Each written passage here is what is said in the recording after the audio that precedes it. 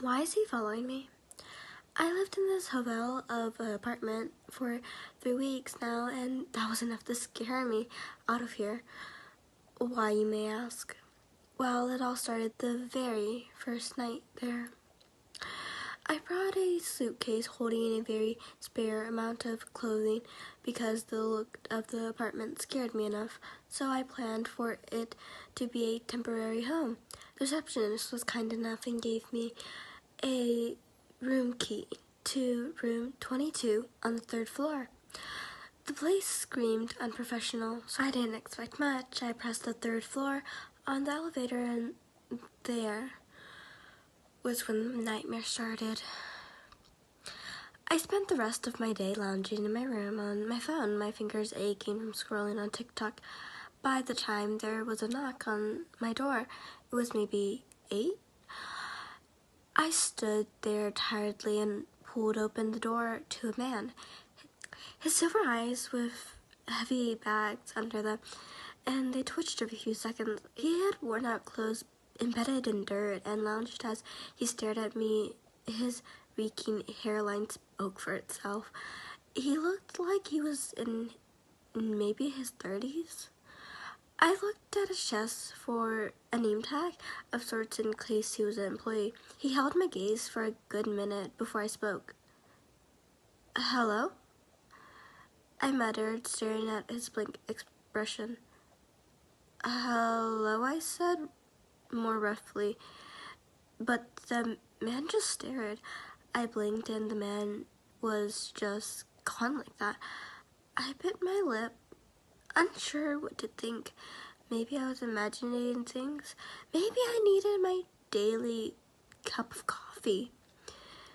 Whatever it was, I decided to let it go and went to lay down on my bed. But that wasn't the last time I was going to see him. I fell asleep at maybe 9 and woke up at 6 to a loud banging at my window. I was sure it was going to shatter into a billion pieces, but it didn't. It held its place until the banging stopped. I don't know what I was thinking, not getting up to look at it.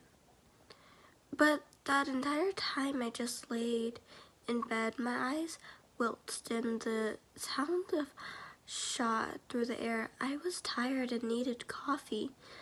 I headed down to the breakfast buffet, if you can even call it that. The options weren't very plenty. I grabbed the thing that looked the most like breakfast food, a turkey sandwich, but a buttload of mayonnaise, and an odd side of ketchup? Yep, that's right, the most breakfast food. The other options were French fries, just French fries, and a burger. No coffee, not even tea. God, I was bound to go crazy in here. I sat down at a table full of crumbs and sighed. Placing my plate down, I began eating, and then the same man from earlier sat down in the seat next to me, his breath on my neck, and he was close, too close. I scooted away and said, Sir, I'm sitting here. You'll have to find another seat.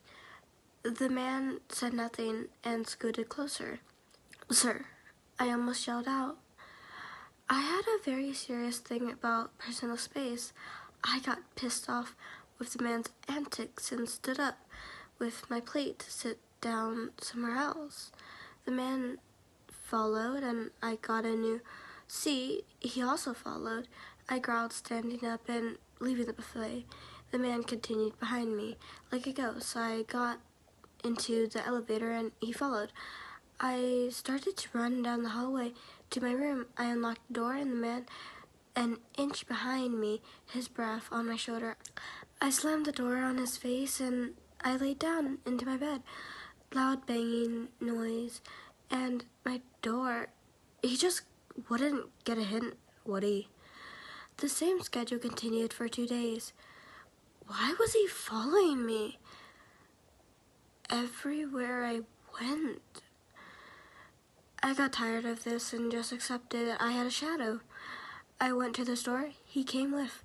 I went to the laundromat, he followed. As long as I would sit there, writing on my bed, I wondered if I should post this. 1 second, I just got a notification.